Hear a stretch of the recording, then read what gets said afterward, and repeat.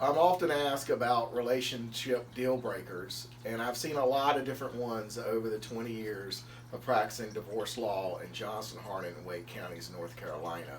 One of the biggest issues we see that ends up being a relationship deal breaker is mental health issues, where one or both spouses suffer from some sort of mental health issue.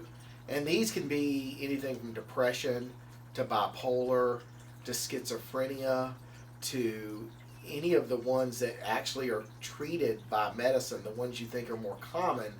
But the ones that I think people don't recognize as much, but are as equally as damaging and often as destructive, are the personality disorders, which sociopaths, narcissism, borderline personality disorder are all personality disorders. These are not chemical disorders of the brain. They're not treatable by medicine like Wellbutrin or any of the antidepressants or any of the medicines to treat bipolar. The only real treatment for personality disorders is routine, regular, good counseling that goes on and on for a series of time to where the person who suffers from these begins to listen to and trust the counselor and works very hard to try to implement what that counselor is trying to do. The biggest issue with the personality disorders often is part of the disorder is you don't realize you have a disorder.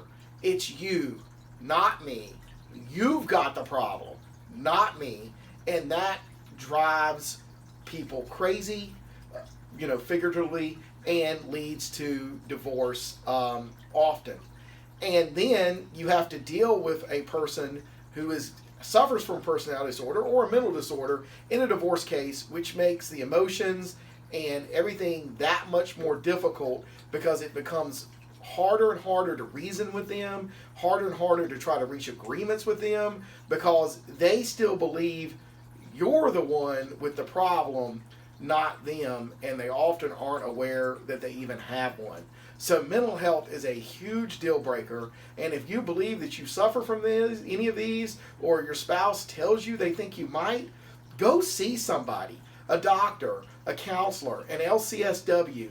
Just go talk to somebody and just tell them what's going on and see if they think you have a problem and if they can help you. And that may actually save your marriage and keep you from having to come see somebody like me, a divorce attorney.